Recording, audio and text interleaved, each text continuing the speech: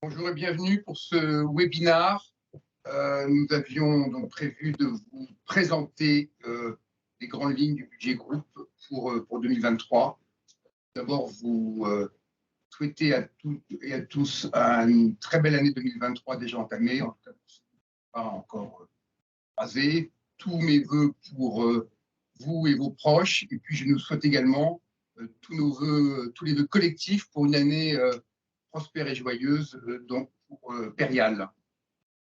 Vous remercier également de l'année 2022, qui a été une année absolument record en ce qui concerne les chiffres, puisque nous avons tangenté notre objectif de collecte de 800 millions avec une collecte à 795 millions, des investissements records à 1,3 milliard, des cessions également importantes, et enfin pour le groupe Périal, un EBIT proche de 22 millions que nous espérons atteindre. Et puis également, 2022, c'est également la performance des fonds gérés, et nous avons également dégagé de belles performances pour 2022 pour les fonds que nous gérons. Et enfin également, Périal Développement, c'est la relance de Périal Développement en 2022 avec 3 acquisitions d'immeubles à Nantes, à Lille et à Neuilly, et enfin le recrutement d'un responsable de Périal Développement que je vous présenterai tout à l'heure. Donc, merci à vous tous pour cette belle année réussie. Et donc, nous allons parler également de 2023. Tout d'abord, je vais vous présenter également le déroulé de notre webinaire. Nous avons voulu un webinaire un petit peu resserré, de manière à pouvoir tenir 1 heure avec vos questions que vous pouvez d'ailleurs poser directement. Et donc, nous avons donc resserré également les intervenants. Vous aurez donc une petite vidéo d'Alban Hall, qui est le nouveau responsable de Périal Développement, qui est sur le terrain aujourd'hui, donc il n'est pas présent, mais qui sera en ligne à travers une vidéo. Et puis après ça, vous aurez donc Nicolas qui vous présentera le budget 2023 et la présentation de son service avec ses enjeux. Puis Laurent sur la stratégie des fonds, Laetitia sur la partie épargne et collecte. Loïc vous fera donc tous les enjeux sur la direction immobilière. Et enfin, Chris vous parlera également donc des enjeux de ressources humaines et de développement pour Périal. Je vous ferai une question et on répondra bien évidemment à toutes vos questions. Pour 2023, alors on a un objectif qui est un objectif chiffré, qui est une accélération de notre développement, puisque nous avons un projet qui est de collecter 880 millions d'euros à travers nos 5 fonds gérés. Donc une progression importante. Un investissement qui suivra, qui sera probablement moins important que 2022. D'abord, on aura moins d'opportunités d'utiliser le crédit que nous avons beaucoup utilisé en 2022. Et puis également, ce sera donc des investissements qui seront réalisés au fur et à mesure de l'arrivée de la collecte, puis également dans un marché baissier, donc une volonté d'être un peu plus sélectif sur nos actifs. Notre objectif est d'atteindre à la fin de l'année des actifs sous gestion de 7,3 milliards, qui représenterait de 15% d'augmentation par rapport à 2022, qui a déjà été en progression significative. Je l'avais présenté donc, lors de notre pool de fin d'année. Et enfin, les loyers de 354 millions d'euros, des loyers importants puisque c'est le socle de la gestion Périal, c'est ce qui permet la consolidation de notre société, puisque le succès de Périal, c'est à la fois croissance et consolidation. Et enfin, donc, Périal Développement avec le lancement de 2 nouveaux projets en 2023. En ce qui concerne les objectifs beaucoup plus qualitatifs, il va falloir être vigilant on a quelques points de vigilance dans un marché qui est plutôt baissier en immobilier et sur lequel on a des incertitudes sur le plan économique. Notre budget est ambitieux, nous allons assurer une trajectoire qui est plutôt ambitieuse et je suis convaincu que nous avons une part de marché à prendre et une place à prendre si nous sommes effectivement ambitieux et enthousiastes. Néanmoins, il va falloir être vigilant sur la consolidation de Périal et nos marchés. D'abord, Périal a énormément grandi en qualité et en maturité cette année. et c'est une progression continue. Donc, je me réjouis également avec des équipes également de qualité. Il faudra être vigilant sur nos procédures et le respect des procédures. Encore quelques points d'amélioration dans certains services, notamment la direction technique qui devra améliorer et respecter les procédures mises en place. Après ça, en ce qui concerne les fonds, une gestion des risques plus vigilante également, puisque nous sommes un marché plus adverse, et donc croissance, oui, mais également vigilance sur les risques. Et enfin, sur la société, la gestion des coûts, là aussi, donc Nicolas vous en parlera, mais un budget ambitieux, mais avec des coûts maîtrisés. Si on passe à la slide suivante. Je vous rappelle le plan stratégique que vous connaissez déjà, mais il est toujours bon de pouvoir, le répéter et d'affirmer notre plan stratégique articulé autour de notre raison d'être.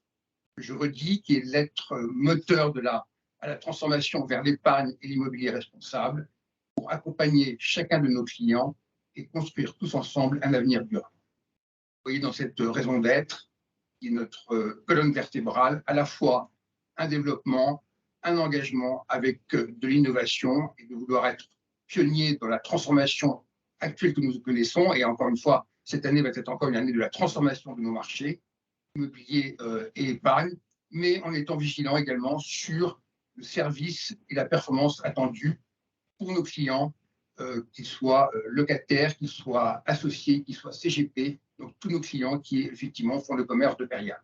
Et enfin, notre trajectoire qui est d'être un acteur qui compte en ISR et construire ensemble un avenir durable, c'est-à-dire d'avoir à la fois un patrimoine vertueux et puis également une société vertueuse qui contribue aux améliorations environnementales et sociales. 3 objectifs stratégiques: renforcer notre poids sur le marché européen. Pas que renforcer notre poids, nous avons également beaucoup investi en Europe. Nous devons également renforcer notre organisation pour pouvoir mieux absorber nos actifs immobiliers européens. Les actifs immobiliers européens, c'est des actifs dans des pays qui sont étrangers, avec des réglementations différentes, avec des modes opératoires différents. Et là aussi, nous avons renforcé nos équipes avec des compétences européennes, mais également, nous devons également renforcer nos process de manière à pouvoir absorber ces actifs. Incarner la réponse immobilière et épargne aux enjeux RSE, c'est une ligne de conduite importante et c'est une ligne de conduite qui va être fondamentalement importante, d'autant plus que cette année, les performances immobilières vont être beaucoup plus challengées. La remontée des taux, le cycle baissier immobilier remet en question un petit peu le sujet immobilier qui a été quand même extrêmement florissant pendant ces quelques années. Et donc, la communication environnementale, sociétale, va nous permettre également de pouvoir mettre en avant nos produits qui ne sont pas uniquement résumés à une performance court terme, mais également un engagement long terme sur l'immobilier et sur la volonté de Perial de créer un patrimoine immobilier vertueux et donc performant pour les années futures. Et d'ailleurs, aujourd'hui, nous sommes en train de passer donc, le label ISR pour PFO et le renouvellement également des labels que nous avons sur l'ensemble de nos fonds. Donc, c'est une étape importante pour cette année. Et enfin, réussir la diversification ensemble. Réussir la diversification ensemble, c'est des nouveaux produits avec Perial Développement, dont je vais vous parler, mais c'est également de réussir notre entrée dans la classe d'actifs alternatifs, donc tout ce qui est les résidences seniors, les résidences hébergement sous gestion, les résidences santé, et puis également, bien évidemment, la diversification européenne dont je vous ai déjà parlé. Nous avons 5 leviers stratégiques pour pouvoir le faire: l'esprit de conquête, l'innovation, la différenciation RSE dont je vous ai parlé, le développement de nos talents avec des équipes de qualité, et enfin l'agilité, la transformation digitale. Nous avons déjà commencé à le faire, notamment avec un Pacte Connect, un Perial Connect qui permet à nos associés de pouvoir souscrire de manière plus fluide les souscriptions de parts, mais ça va être un objectif fondamental et important que nous allons pouvoir poursuivre sur les prochaines années. Les 10 projets prioritaires, je ne vais pas vous les commenter un par un, vous les connaissez déjà. Simplement, c'est que nous avions beaucoup de projets et donc nous avons plutôt également choisi d'en mettre certains prioritaires et d'en décaler certains donc à l'année prochaine, de manière à pouvoir faire front justement à toutes ces innovations et tous ces développements que nous avons. Voilà pour le plan strat.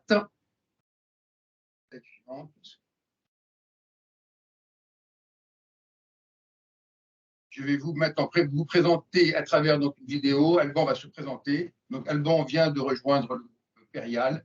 Il était avant chez Grosvenor, qui est un fonds d'investissement britannique. Et donc, je vous laisse faire cette connaissance à travers cette vidéo.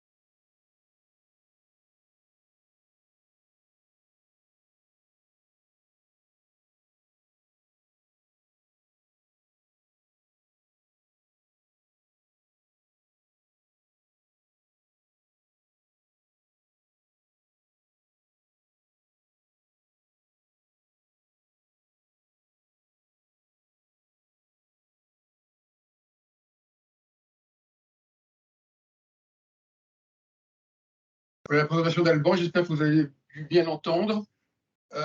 Vous précisez donc la stratégie de Perial Développement, dont vous avez donné quelques lignes. C'est effectivement fait partie du plan de stratégique de réussir notre diversification vers des nouveaux produits. Nous allons pouvoir profiter de ce changement de cycle immobilier pour pouvoir investir dans des immeubles à restructurer avec un objectif cible qui est de faire 1 à 2 nouveaux titres par an, avec un objectif financier de TRI, donc à 12%, et une marge sur opération à 20%. Alors, Perial Développement, son avenir n'est plus d'être un promoteur, mais d'être plutôt un propriétaire développeur, c'est-à-dire qu'il peut se constituer, grâce aux fonds propres du groupe, donc un portefeuille immobilier à transformer. Cette activité-là se fera en dehors du cadre réglementaire de l'AMF, puisque Perial Développement n'est pas une société de gestion réglementée. La vocation de Perial Développement, son ambition est de devenir un acteur de référence sur le marché du value-add, donc sur cette marché de la transformation, pour pouvoir créer de la valeur donc, à ces produits. Ces produits ont vocation à ne pas rester en portefeuille 20 ans ou 10 ans comme ils peuvent l'être sur les fonds gérés par Perial Asset Management, mais avec un objectif de détention beaucoup plus rapide, de 3 à 7 ans. Une stratégie opportuniste sur toutes les classes d'actifs. On ne sera pas uniquement que dans le bureau, mais sur toutes les classes d'actifs et sur le territoire français. Et enfin, ce sera des opérations en club deal, c'est-à-dire que nous allons utiliser le savoir-faire de Perial et sa raison d'être également pour pouvoir faire des opérations avec quelques gros clients qui sont prêts à prendre un peu plus de risques en échange d'une performance. Et enfin, donc, ces deals seront structurés. Une commission de surperformance sera rémunérée dans Perial Développement.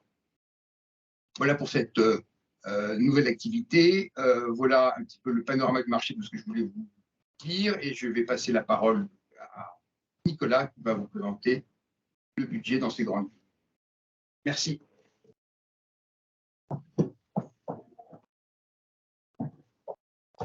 Merci Eric pour cette introduction. J'en profite pour vous souhaiter à tous une très belle année 2022. Je vais commencer par vous parler du budget 2023 pour le groupe Perial et comment nous l'avons élaboré.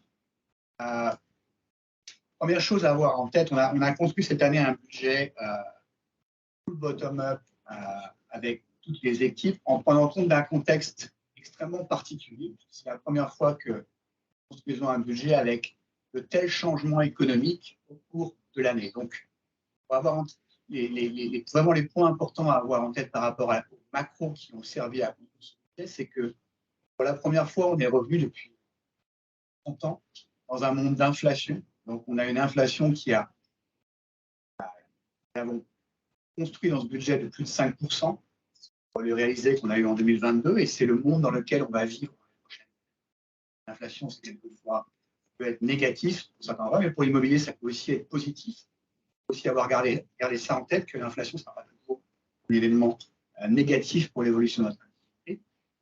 On a eu ce premier grand changement. Ce deuxième grand changement, c'est un monde de taux d'intérêt qui a lui aussi s'est complètement transformé. Nous avons vécu lors des 12 dernières années dans un monde où les taux étaient à zéro, où l'argent était gratuit.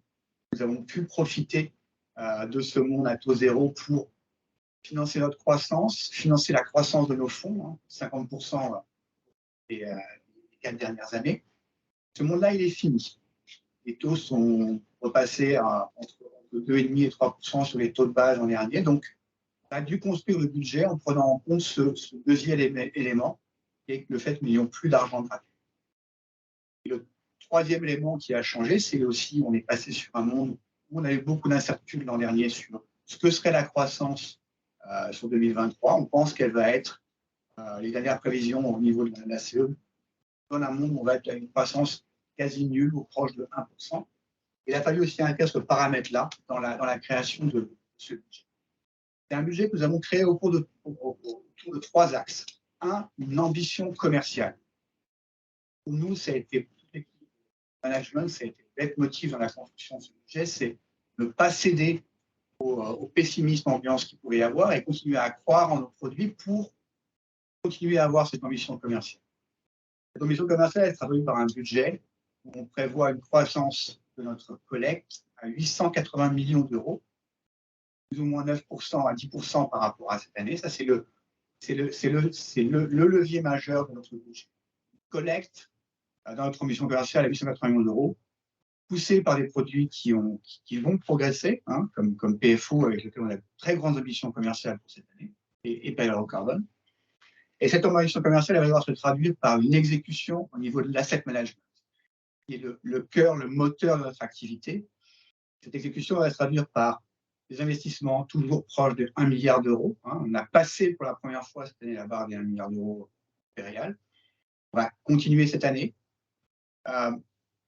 Une exécution au niveau des ventes. On a eu un record en 2022 au niveau de nos ventes. Alors, on est près de 190 millions d'euros d'actifs. On va en vendre pour plus de 300 millions cette année, avec notamment la vente du portefeuille sur Residial. Et puis, comme Lygric le disait, la base de notre métier, ce qui nous fait vivre, c'est jouer nos actifs et donc facturer et collecter 354 millions d'euros de loyer. Donc, cette exécution, elle est clé pour pouvoir réussir ce budget. Elle a une troisième jambe, c'est la discipline au niveau des coûts. Discipline au niveau des coûts, ça ne veut pas dire des réductions budgétaires, ça veut dire un contrôle et une discipline par rapport à ce que nous allons dépenser. Donc, on a une base de coûts qui est quand même en progression cette année à plus de 2%, et dans laquelle nous avons inscrit près de 2 millions d'euros pour continuer à innover sur nos projets. Avec la somme de tous ces éléments-là, une ambition commerciale, une exécution au niveau asset management et cette discipline de coûts, nous avons, je pense, tous les moyens pour réussir cette année et délivrer un EBIT de 24 millions d'euros pour le groupe. Après vous aurez parlé du budget, je vais vous parler des grands enjeux pour nous, pour la direction financière, qui sont articulés autour de 3 thématiques. Le contrôle, la croissance et la transformation. La croissance, comme je viens de vous le dire, on va devoir encore avoir une croissance forte et soutenue cette année de 10% en 2023. Et pour soutenir cette croissance, il faut qu'on continue à se transformer, à s'organiser. Donc, au niveau organisation, nous avons la création d'une nouvelle direction financière des fonds. On va aller juste après. Au niveau transformation, on va continuer le déploiement de notre ERP SAP en S1 et en S2.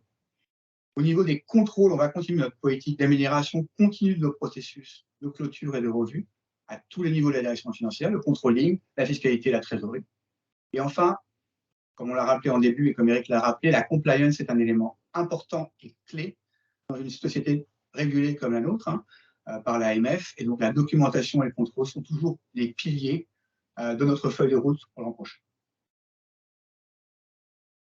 Au niveau de l'organisation, je voulais juste rappeler à tout le groupe que nous avons transformé et changé la direction de la direction financière depuis le 1er janvier. Nous avons créé une direction financière des fonds qui sera dirigée par Sabine Saper, qui nous a rejoint à la fin du mois de décembre et qui va donc piloter cette direction au sein de la direction financière, sous ma responsabilité, et qui sera en charge de recentrer toute l'activité sur la gestion des fonds et sur le controlling, la fiscalité et la valorisation des fonds. Et pour ça, elle aura toute une équipe qui va la supporter. Le reste de mon organisation est un changement, mais c'est un changement majeur, puisqu'on a décidé, avec la croissance que nous avions eue, de supporter cette transformation pour pouvoir nous aider à croître. Donc, organisation et enfin transformation pour le groupe, où dans le cadre de cette transformation financière, nous allons mettre en place un ERP pour Perial, dans le cadre du projet 15-21. Je vous rappelle juste pourquoi on a fait ce projet. Ce projet, c'était pour adapter les processus et les outils finance aux ambitions de Perial, pour disposer d'une solution cloud en mode SaaS et non plus un mainframe en mode AS400, pour pouvoir harmoniser les procédures métiers et les approches et tout standard, et pour assurer l'intégration de cet ERP dans l'architecture IT du groupe Perial. J'en profite juste de ce point-là pour mentionner le travail d'équipe qui a été fait pendant ces 6 derniers mois entre les équipes finance, projet et DSI. On a eu une vraie belle harmonie sur ce projet pour continuer à se développer. Alors, où on en est sur ce projet? C'est un projet qui dure depuis le début 2022 et qui va encore durer. On est à 65% du guet. Il nous en reste encore un peu à parcourir. On a eu une première partie de l'année 2022 où on a développé, analysé ce qui allait être notre solution financière. On a réussi à faire ce choix après analyse au mois de juillet 2022. Depuis le mois d'août 2022, donc on a retenu SAP comme notre ERP de base. Et depuis donc septembre 2022, nous sommes en phase implémentation de SAP pour la partie corporate, donc le périmètre corporate du groupe, les sociétés du groupe Perial. Et cette phase d'implémentation va se terminer à la fin mars 2023 avec le Go Live pour Perial Group sur la solution SAP. Le projet ne sera pas fini pour autant, puisque nous allons ensuite enclencher à partir du S2 2023 la phase d'implémentation pour les fonds gérés, avec toute une phase aussi de travail de paramétrage, de conception et de recettes, qui devrait nous amener à l'horizon 2024 à avoir un système complètement intégré aussi pour nos fonds, pour le groupe Perial. Voilà, j'en ai terminé pour ma présentation et je vais passer la parole à Laurent Boissin qui va vous parler de la stratégie des fonds. Merci Nicolas. Voilà, vous savez, moi je m'occupe de la partie gestion des fonds, fund management, l'activité commerciale qui concerne les grands comptes et les institutionnels. Et pour démarrer, en fait, avant de parler de 2023, c'était peut-être revenir en 2 mots sur 2022 et le succès de l'équipe en termes de construction de l'équipe. Vous avez beaucoup de nouveaux noms qui apparaissent ici, enfin nouveaux, plus très nouveaux aujourd'hui, mais en tout cas, c'est des gens qui ont rejoint l'équipe. On a réussi à construire une belle équipe avec de grands professionnels autour de cette thématique du fund management et de la clientèle institutionnelle. Vous retrouvez à l'écran les noms, spécialistes des financements structurés avec Laurent Ferré qui nous a rejoint au mois de juin, Florian de Saint-Priest qui s'occupe des fonds institutionnels, Claire qui nous a également rejoint au mois de novembre ou octobre, je ne me souviens plus très bien, et Claire s'occupe maintenant des nouveaux produits, donc on relance une dynamique sur les nouveaux produits. La clientèle institutionnelle avec Julien qui nous a rejoint aussi il y a quelques semaines pour développer cette activité institutionnelle en direct. Grégory Motreff, tout le monde le connaît, s'occupe des clients grands comptes, c'est une grosse activité chez nous. On revient juste après sur les chiffres, vous verrez qu'on a une grosse activité sur cette partie en grand compte. Les SCPI, la gestion de nos fonds SCPI avec Rémi qui nous a rejoint au mois de juin. Et puis Anthony, qui est un peu plus ancien, mais qui s'occupe brillamment du portfolio management pour l'ensemble de nos fonds. Alors ça, c'est l'équipe avec des spécialistes. Et puis derrière, il y a toute une équipe avec des analystes, des gens qui travaillent. Donc c'est une équipe assez complète avec de grands professionnels qui va nous permettre d'aborder l'année 2023 avec les objectifs qui sont présentés à l'écran. Oui, on a réparti nos objectifs pour l'année autour de 5 axes. Le premier, et c'est probablement le plus important pour nos clients, c'est là que les clients nous attendent pour cette année et probablement pour les années suivantes. On sait que sur nos fonds, les clients qui nous rejoignent sont là pour de nombreuses années. Donc, leur plan, ce n'est pas un plan pour 2023, mais c'est 2023 et bien au-delà. Donc, on parle ici de la préparation d'ores et déjà de ce qui va se passer en 2023, en 2024 et 2025. Mais on va commencer en 2023 par travailler sur nos objectifs, délivrer la performance sur nos fonds, réussir à atteindre nos objectifs de distribution. C'est un objectif qui est très important, qui est crucial. On a vu que sur l'année 2022, on a vu de beaux résultats. En PFO, vous avez vu passer les chiffres la semaine dernière avec notre distribution en 2022 qui était au-delà des objectifs. On sait qu'on a des difficultés sur d'autres fonds. PFHE, on a un lancement qui est plus laborieux. Mais en tout cas, on se doit d'être au rendez-vous pour répondre aux attentes de nos clients. Alors, pour répondre aux attentes des clients et pour réussir cet objectif de collecte, tout ça, ça fonctionne ensemble. Hein. Sur la partie collecte, Laetitia revient juste après sur l'ensemble des chiffres de collecte. Mais ce qui nous attend cette année, c'est à la fois atteindre cet objectif sur la collecte des grands comptes et des institutionnels. Et ça va passer par ce que je mentionne ici, hein, de l'animation, du référencement et de la proximité client. Hein, tout ça marchant ensemble. Donc, on va essayer de travailler là-dessus pour maintenir et développer cette activité qui est cruciale pour nos fonds. Sur la partie dette, un des enjeux, vous savez, Nicolas en parlait juste avant, on vit dans un contexte de remontée des taux d'intérêt aujourd'hui. Alors peut-être qu'on mettra en place moins de dettes que ce qu'on a pu faire en 2022 ou 2021 sur les fonds. Néanmoins, on a un objectif qui est un objectif ESG pour derrière l'asset management, mais pour nos fonds au sens large, hein, c'est de travailler sur le verdissement de la dette, donc de faire en sorte que nos nouvelles dettes qui rentrent dans les fonds ou le stock de dettes qui est aujourd'hui présent sur nos fonds soit converti en ce que j'ai appelé ici de la dette verte. Je vous parlais de Claire tout à l'heure qui nous a rejoint pour reprendre le flambeau des nouveaux produits. Donc tout ça est lancé. On travaille pour cette année.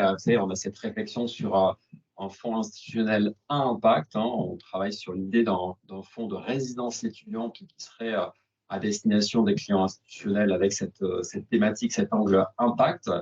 On a aussi dans le cahier des charges des demandes qui arrivent sur des fonds au rendement. On voit que dans le marché aujourd'hui, la remontée des taux pousse aussi les fonds immobiliers à travailler sur plus de rendement. C'est vrai pour nos fonds et PFO répond à cet objectif-là. Et pourquoi pas essayer de travailler sur un produit spécifique pour justement adresser cette demande de haut rendement dans le marché. Et puis, je vous ai mentionné ici également d'autres aspects. Hein. Ça passe par les appels d'offres. On a travaillé cette année sur l'appel d'offres. Vous vous souvenez, pour l'ERAF, on a travaillé également pour un appel d'offres pour la foncière du groupe Intermarché Les Mousquetaires, avec deux réponses négatives, certes, mais plutôt des succès. En tout cas, c'était rassurant de voir que tout le monde s'était mobilisé là-dessus et qu'on on a réussi à atteindre un niveau, être sélectionné dans ces appels d'offres et avancer dans ce processus d'appel d'offres. En tout cas, on a réussi à avancer dans la courbe d'apprentissage pour pouvoir être successful, enfin, pour avoir des résultats positifs sur ces appels d'offres. Et puis après, je mentionne ici les clubs deals, les JV, probablement essayer de travailler sur des associations qu'on pourrait faire, associer nos fonds avec d'autres investisseurs ou monter des clubs deals. Ça peut être une piste également de développement sur cet aspect. Et puis le dernier point, ce n'est pas le moins important, même s'il est numéro 5 sur ma liste, c'est sur toute la partie des projets, sur la partie IT, hein, la partie informatique. Donc on a quelques projets, bien sûr, on va poursuivre le développement de Global Fund. On doit mettre cet outil en place. On est en train de finaliser ce déploiement. Puis deux autres projets. Alors Soneca, hein, c'est un projet qui va embarquer pas mal d'équipes chez Perial, puisque ça va toucher aussi bien la partie asset management que fund management. Donc c'est un projet qui vient d'être lancé. On a eu les dernières réunions de préparation récemment. Et puis le tout dernier point, c'est l'outil PMS, donc un outil qui va nous aider à suivre nos investisseurs, et ça concerne en particulier Perial Eurocarbone, et enfin, comme vous savez, qui a eu pas mal de succès et sur lequel on poursuit le référencement du produit. Aujourd'hui, le fonds est référencé chez 6 assureurs et on a vocation à poursuivre en 2023 le référencement du produit chez d'autres assureurs. Ça va permettre à la fois d'aider la collecte, donc le fonds prend de l'ampleur avec de la collecte, mais ça veut aussi dire qu'il faut mettre en place des outils de suivi pour ces investissements. Voilà, quelques chiffres pour revenir. On a mentionné tout à l'heure l'objectif d'asset under management, d'actifs sous gestion cible à la fin de l'année. Alors, ça vaut le coup de dire que 7,3 milliards à la fin d'année, c'est en lien avec le plan qui avait été fixé au départ. Ça veut aussi dire que au titre de l'année 2023, ça représentera une augmentation de 15%. Et vous avez sur cet écran ici l'ensemble des évolutions qui sont prévues pour chacun de nos produits. Donc, au total, nos produits SCPI Retail devraient passer entre 5,8 milliards d'euros à la fin de l'année 2022 à 6,6 milliards à la fin de l'année 2023. C'est une progression significative sur nos SCPI. Vous voyez, pour chacune des SCPI, tous nos produits devraient progresser. Et puis, naturellement, sur la partie institutionnelle, on va avoir une progression qui sera liée essentiellement à Perial Eurocarbone, puisqu'on envisage de faire passer le patrimoine de Perial Eurocarbone d'environ 200 millions à près de 400 millions. Donc, ce serait un doublement sur la période. Voilà. Cette année sera marquée par de la dette, j'en parlais tout à l'heure, ça représente des gros montants également, donc on parle de 160 millions d'euros sur cette année. Et je pense que c'est toutes ces briques qui vont nous permettre d'atteindre ce chiffre de 7,3 milliards d'euros d'actifs sous gestion à la fin de l'année. Tout ça soutenu par une collecte dont Laetitia va vous parler tout de suite. Merci Laurent. Bonjour à toutes, bonjour à tous. Donc effectivement, je vais vous parler de la collecte et également du marketing et de la communication, puisque aujourd'hui, je suis donc responsable de la collecte partie intermédiaire CGP avec une équipe qui est composée de Maximilien et Adélaïde, Philippe, Grégoire, Léa et Nisrine. La partie collecte vente directe via l'équipe emmenée par Victor et la partie marketing et communication via 2 équipes qui sont emmenées par Antoine et par Julie. Donc une équipe qui a permis, on va le voir par la suite, de réaliser une partie de la collecte 2022 qui, Eric, tu le soulignais, est significative, et on a passé une belle marche en 2022 qu'on doit poursuivre. Donc nos enjeux ensemble pour 2023 et d'asseoir Perial, le groupe Perial, comme un leader rassurant avec une vision dans un contexte qu'on ne maîtrise pas totalement, avec beaucoup d'incertitudes. On doit continuer à positionner Perial comme ce leader, ce phare qui a aussi de l'agilité dans un contexte qui peut être chahuté. On va continuer à asseoir Perial sur la dimension RSE, Perial qui est aujourd'hui perçu comme le leader et manager innovant au travers de la SCPI PFO2. On doit continuer à distiller cette image et on a tous les moyens pour le faire. Comme quoi le label ISR n'est pas une fin en soi dans notre vision Perial, et on va un pas plus loin. Ce qu'on fait et ce que font les équipes au quotidien et qu'on doit continuer à faire savoir. On doit positionner Perial et continuer à nous positionner dans le top de la collecte de nos partenaires. Et pour ce faire, puisqu'on continue à avoir des objectifs très, très ambitieux, on va être davantage dans du fine-tuning et dans l'analyse de la data que nous permet notamment Salesforce, pour à la fois permettre à l'intégralité des équipes de distiller son énergie au bon endroit et faire de Perial un produit et une gamme de produits acte réflexe auprès de nos partenaires. Développer la satisfaction de nos clients. Donc on travaille de très près avec les équipes du service client notamment, mais c'est la satisfaction de nos clients, la satisfaction de nos partenaires qui passe par nos produits bien sûr, mais pas que, qui passe également par des services, par une disponibilité au quotidien, par une réactivité, et qui passera également via de nouveaux canaux, notamment pour la vente directe qui va s'attacher cette année à trouver de nouveaux relais pour développer ce canal. Et enfin, poursuivre la digitalisation de l'expérience client. Eric, tu en parlais également tout à l'heure, c'est le lancement dans quelques jours de Connect, qui est le fruit du travail de plusieurs équipes chez Perial, l'équipe projet, l'équipe SI bien sûr, et l'équipe marketing avec Renaud. Donc il s'agit de continuer d'offrir une souplesse à nos épargnants, à nos partenaires, et d'être encore davantage d'offrir encore plus d'agilité pour eux. Donc ces enjeux de 2023, ils se concrétisent dans notre collecte. On vous a indiqué ici la progression de la collecte depuis 2021. Donc on voit qu'une marche significative a été passée en 2022, et félicitations à l'ensemble des équipes pour cela, puisqu'on a progressé de quasiment 150 millions d'euros en termes de collecte, porté essentiellement par la création de nos 2 produits que sont PF Hospitalité Europe et Perial Eurocarbone. Nos enjeux pour 2023, bien sûr, c'est de poursuivre cette ambition avec un objectif qui gagne 10% en atterrissant à 880 millions d'euros fin 2023.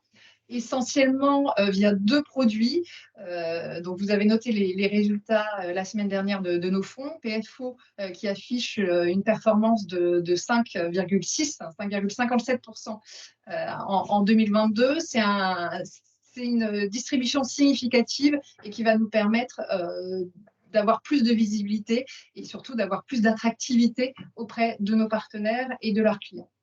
Donc, c'est un enjeu fort qui est sur PFO pour atteindre cet objectif de collecte de 880 millions d'euros et également porté par Perial Eurocarbone qui continue sa croissance et qui a une forte attractivité de la part de nos différentes cibles.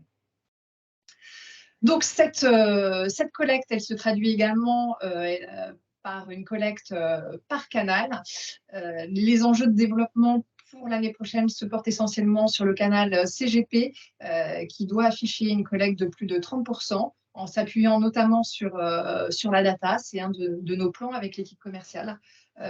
Travailler davantage la data pour identifier davantage le potentiel de nos partenaires clés et passer notre énergie à aller développer les bons partenaires.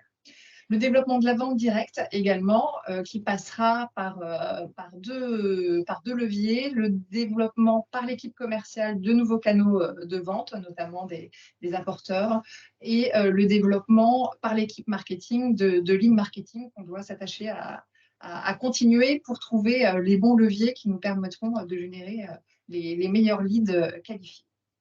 Tout ça pour atteindre 880 millions d'euros. Donc, 4 leviers d'action majeurs pour cela. Donc, c'est le plan rythmé, incité, tonifié, mesuré, rythmé au travers de temps forts produits tout au long de l'année. C'est ce qu'on va s'attacher à faire. Donc, on va démarrer l'année avec une forte mise en avant de PFO qui affiche à la fois une forte performance, mais également dans les prochains jours, on l'espère, le label ISR. Rythmé au travers d'une segmenter davantage et personnaliser nos communications à la fois vers nos partenaires et vers nos clients, en travaillant avec le marketing, avec le service client également et avec les équipes commerciales.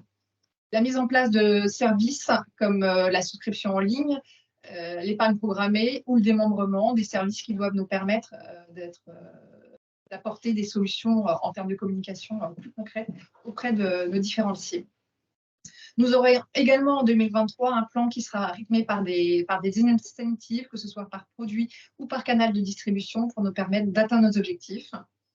Enfin, nous allons travailler le maillage du territoire pour assurer une présence plus accrue et être encore plus proche de nos partenaires ou de nos clients finaux au travers de roadshows, Perial, de roadshows que nous allons mener en nous associant à des sociétés comme Fidroit pour délivrer des formations à nos partenaires, des roadshows assureurs, des roadshows du côté de la vente directe pour leur permettre de rencontrer en région leurs clients et poursuivre l'ISR Academy qui a rencontré un vif succès l'an dernier.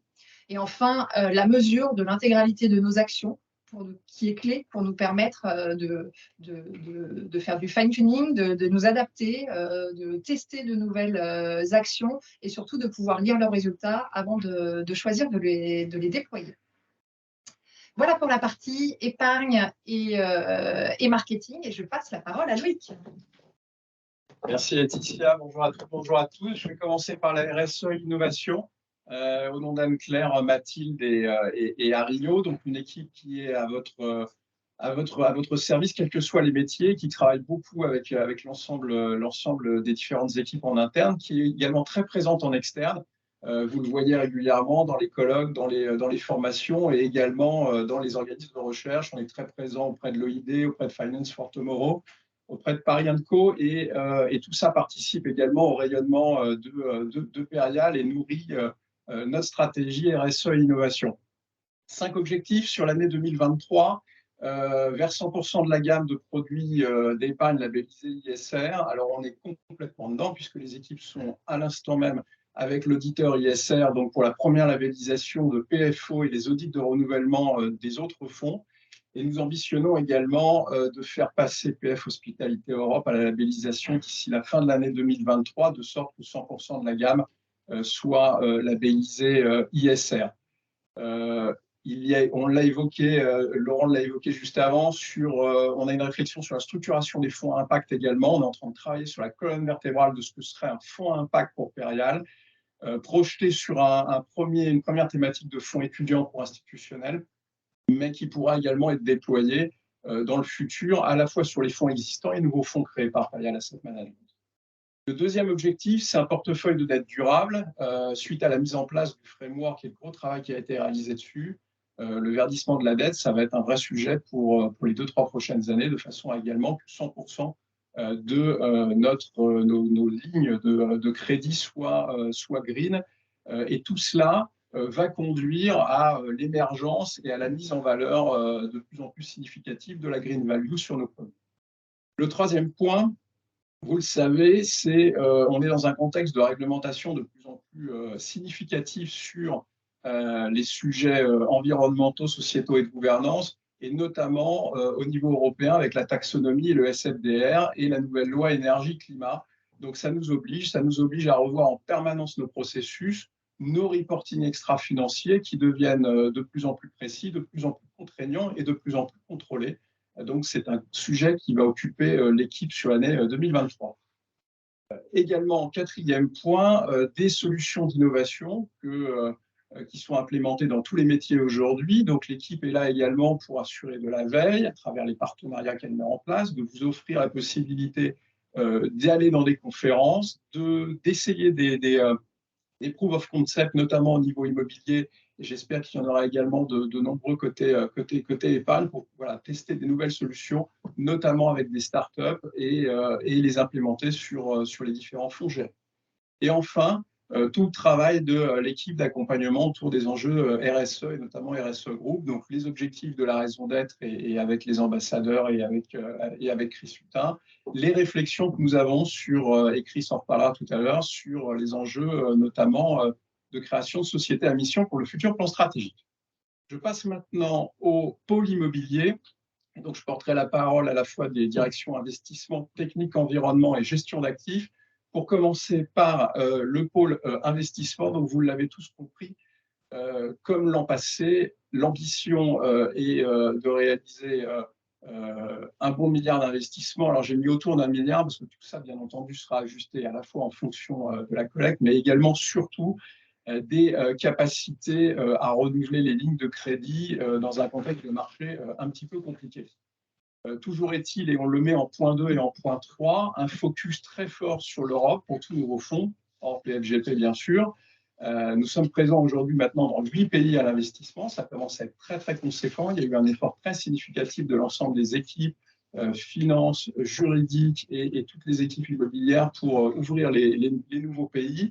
Et nous avons une réflexion, pas pour une ouverture en 2023, mais plutôt sur 2024, pour ce qui est du UK et ce qui est de la Pologne. Nous avons également un focus très significatif sur la diversification dans nos investissements, puisque la grande majorité des produits que nous achèterons en 2023 sera plutôt des produits non bureaux. Pour autant, nous allons continuer, bien entendu, à investir en bureau. Et tout ça va se traduire également par le renforcement des partenariats que nous avons avec nos exploitants, que ce soit pour la santé, que ce soit pour l'hôtellerie et des classes d'actifs comme l'enseignement ou les résidences étudiantes.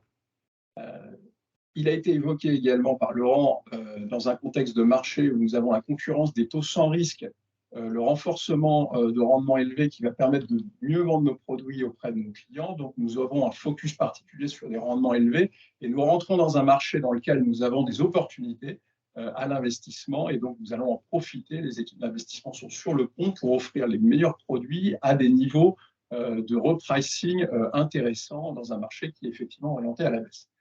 Et enfin, nous travaillerons à l'alimentation d'opportunités pour la création de nouveaux fonds. On a parlé d'un fonds logement étudiant, mais il pourrait y avoir d'autres opportunités pour être à l'étude. Et nous serons très actifs dans le cadre du futur plan stratégique pour offrir des nouvelles possibilités, de nouvelles classes d'actifs ou de nouveaux pays en termes d'investissement pour les années qui vont venir. Voilà pour la feuille de route investissement. Je passe maintenant à la feuille de route technique et environnement. Côté technique et environnement, c'est une grosse année qui se prépare avec une équipe qui a été restructurée significativement puisque nous avons des nouvelles directions qui se mettent en place. Et le premier objectif, c'est la mise en place d'une centralisation du pilotage des risques immobiliers et environnementaux avec Marie-Blandine Villeval qui nous a rejoint et qui va coordonner cette activité qui était bien entendu déjà sous la houlette de la direction technique et environnement, mais vous imaginez le nombre de risques immobiliers et des risques environnementaux que nous avons, multiplié par 500 lignes d'actifs, 8 pays et plusieurs lignes d'actifs. Donc, il nous a paru absolument essentiel de centraliser cette fonction et de l'implémenter au sein de l'ensemble des fonds. Le deuxième sujet, c'est le lancement effectif des opérations de redéveloppement des actifs et c'est la création de la direction de la maîtrise d'ouvrage avec l'arrivée de Carole Gentil. Le pilotage, bien entendu, des due diligence techniques d'acquisition. Et vous l'avez compris, on a doublé le volume d'acquisition à la fois en termes de budget, mais également en termes de nombre de produits. Donc, beaucoup de due diligence technique d'acquisition et également beaucoup de suivi de chantiers de développement en Europe. On en a près d'une dizaine aujourd'hui qui sera piloté par donc l'ensemble de ces chantiers seront suivis par cette équipe. Et les redéveloppements dont on a parlé, les premiers permis de construire ont été déposés sur des redéveloppements d'actifs immobiliers, redéveloppés en propre ou vendus avec la valorisation. C'est également cette équipe qui pilotera. Eric en a parlé en introduction. Un point très important au niveau de la direction technique, une revue, une optimisation, une sécurisation de tous les processus techniques. Donc, on a un vrai travail à l'heure actuelle et avec les équipes compliance et audit pour renforcer et sécuriser tous ces processus. Joris Moreau, qui nous a rejoint en tant que directeur technique adjoint, et l'ensemble de ses équipes travaillent d'arrache-pied pour optimiser cette partie absolument essentielle pour notre activité. Un autre point important chez Arnold Montagny et l'ensemble de son équipe, la mise en place de nouvelles feuilles de route environnementales sur différentes thématiques, l'eau, les déchets et le réemploi et la résilience climatique. Tout ça en lien, bien entendu, avec toutes les labellisations ISR que nous sommes en train de mener. Et l'obtention également d'une nouvelle certification ISO 14001 qui va remplacer l'ISO 50001 que nous avions associé à l'ISO 9001. Pour faire simple, l'ISO 14001 a une vocation beaucoup plus large et englobe l'ensemble de nos critères ESG sur le pilotage des fonds. Avec enfin la réalisation d'un budget global de travaux, alors qu'il avait déjà doublé l'année dernière et qui redouble cette année. C'est pour vous dire l'importance et l'impact que cette équipe va mener sur la transformation du patrimoine, et avec une composante environnementale qui prend de l'ampleur, puisque vous avez de plus en plus de lignes vertes intégrées dans les plans pluriannuels de travaux menés par cette direction. Enfin, last but not least, l'activité de la direction de la gestion d'actifs immobiliers, si on passe à la slide suivante, avec le nerf de la guerre, la réalisation d'un chiffre d'affaires qui est dorénavant supérieur à 300 millions. Alors là, j'ai plus qu'arrondi parce qu'il y a plus de 350 millions d'euros l'an prochain. C'est considérable. Et donc, toutes les équipes de la DGAI vont être mobilisées pour quittancer, pour encaisser, pour optimiser les performances au niveau de ces loyers et fidéliser les clients locataires pour réduire au maximum la vacance et les coûts induits. Donc, c'est l'activité des gestionnaires et des asset managers au quotidien. C'est également la poursuite d'un plan de vente très ambitieux qui, pour le coup, sur l'année 2023, sera supérieur à 300 millions d'euros puisque nous avons prévu de céder les actifs de Résidial. Ça représente plus de 70 opérations engagées. Il était souligné effectivement juste avant le travail considérable des équipes asset gestion qui ont mené avec notamment les équipes juridiques ces ventes très significatives qui sont absolument nécessaires pour anticiper les transformations des bureaux aujourd'hui et des impacts sur le télétravail notamment, et anticiper l'obsolescence programmée d'un certain nombre d'actifs, notamment sur la partie environnementale. Le troisième point, il rejoint un petit peu le premier que j'avais indiqué précédemment. On a une activité aujourd'hui sur plus d'1,8 million de m² qui représente pratiquement un acte par jour de renouvellement, renégociation, optimisation ou relocation des actifs immobiliers. Donc, c'est une activité très, très soutenue de location-renégociation qui sera menée par les équipes comme l'an passé, avec des très beaux succès puisque tous les taux d'occupation financiers sont remontés au-dessus de 90% pour l'ensemble des fonds en 2022 et 2023 va être l'occasion de consolider ces bonnes performances. Un point essentiel également, à côté des loyers, ce sont les charges. Et on sait qu'on est dans un monde de charges qui augmente significativement. et qu'il faut qu'on maîtrise au maximum. Donc, toutes les équipes, et notamment au niveau des équipes compte à charge, sont là pour travailler avec les équipes de gestion à l'optimisation des charges et des taxes pour tous les actifs, être à la fois à jour sur nos redditions, mais également anticiper toutes les optimisations possibles pour les comptes d'exploitation des actifs.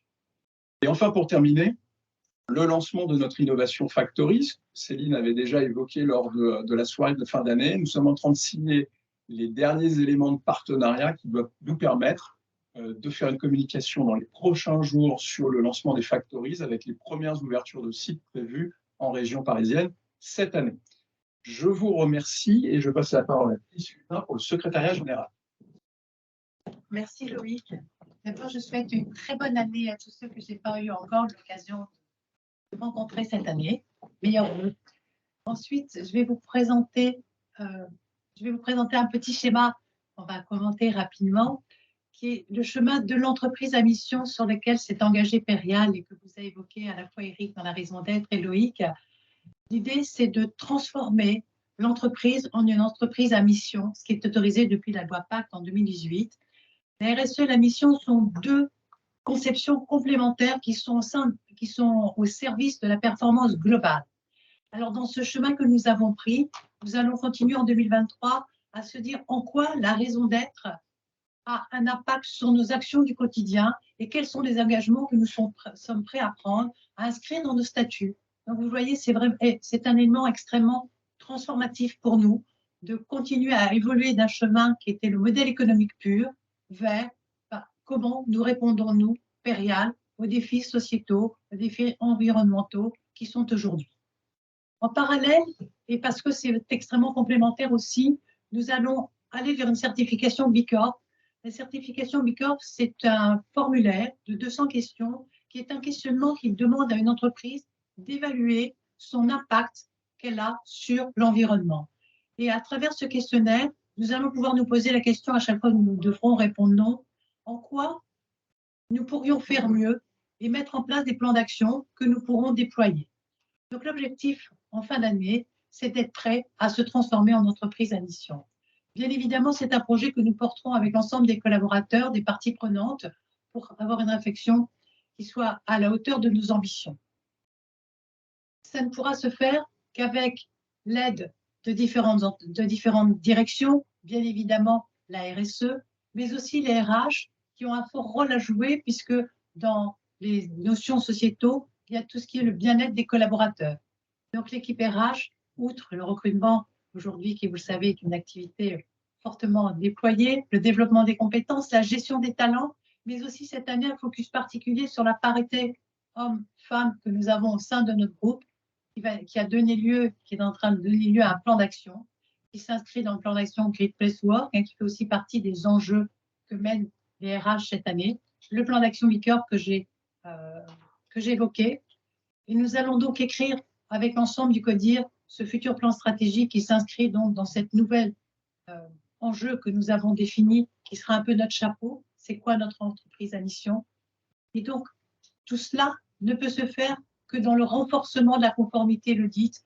Vous savez, il faut qu'on mette en place des plans de contrôle. Donc, nous avons des équipes très actives, que ce soit la RCCI ou l'audit, qui mettent en place des plans de contrôle. Mais surtout, une fois qu'il y a des recommandations qui sont émises, il faut que nous les suivions, que nous les clôturions et que nous veillions de façon extrêmement stricte à l'application des procédures. Aucun développement ne peut se faire si nous ne sommes pas en train de veiller à l'application de nos procédures.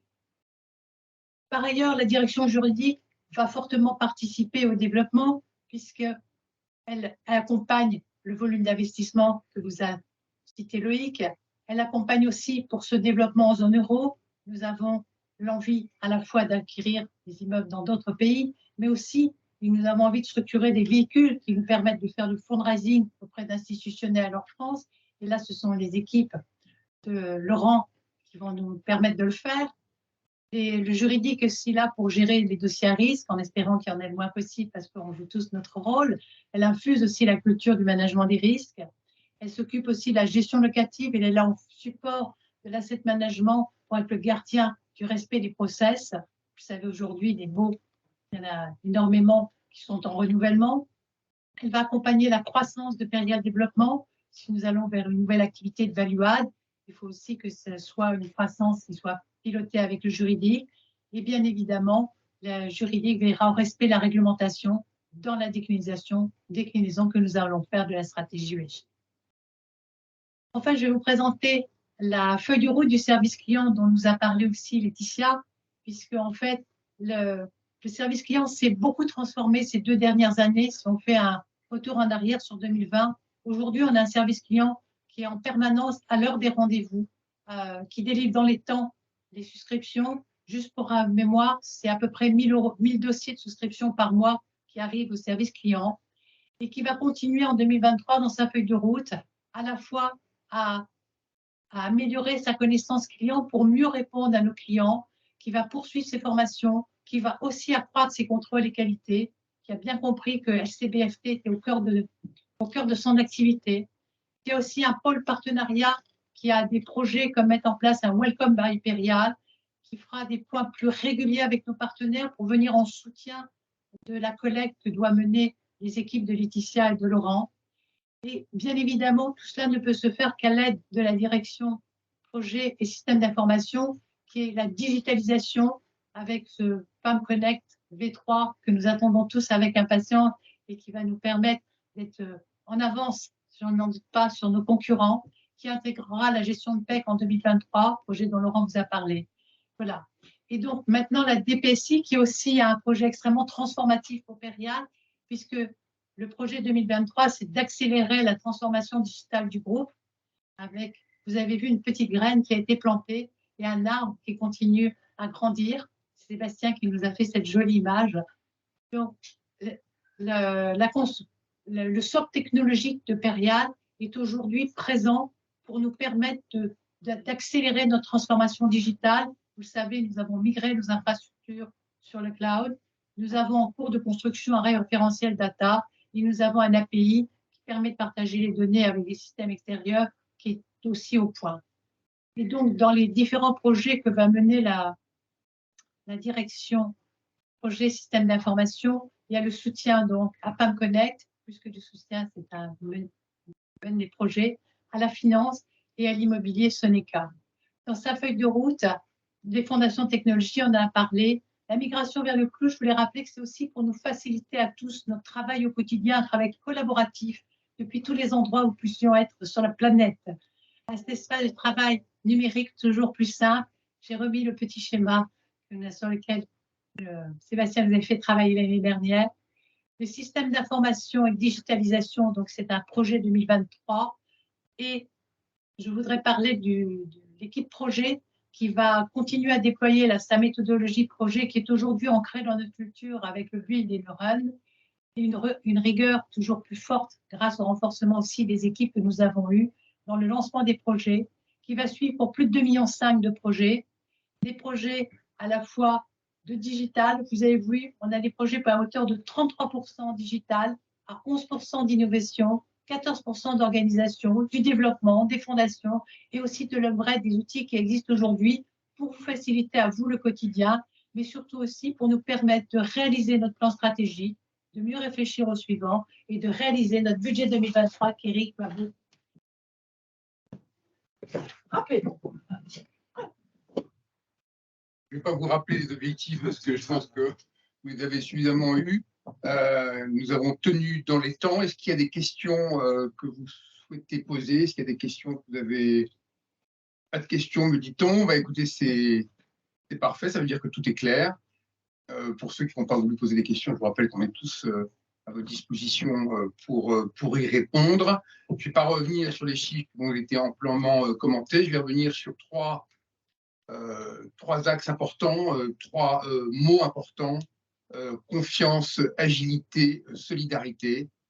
Confiance en nos produits, confiance en l'équipe Perial et confiance entre les équipes.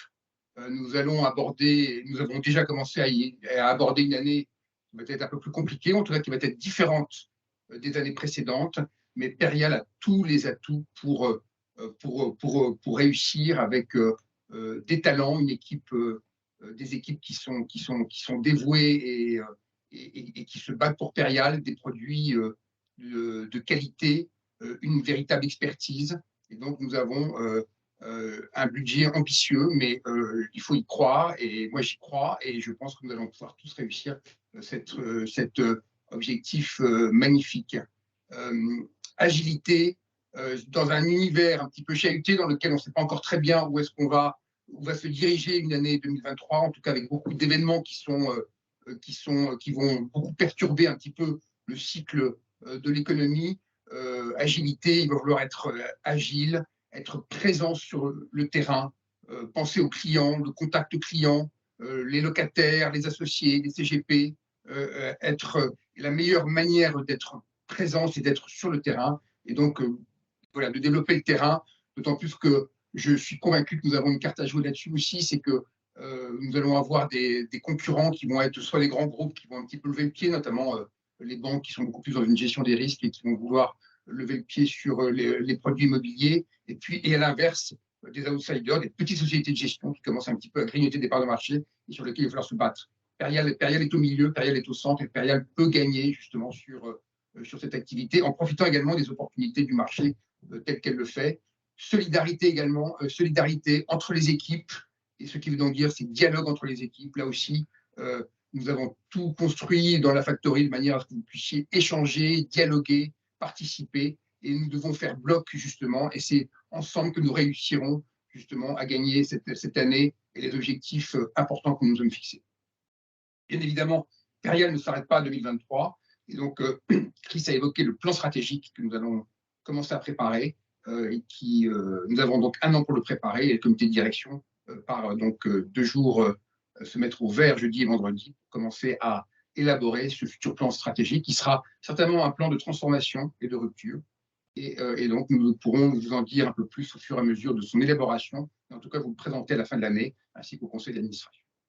Voilà, je vous remercie pour votre présence, pour votre attention. Je vous souhaite une bonne journée et surtout une très belle année 2023.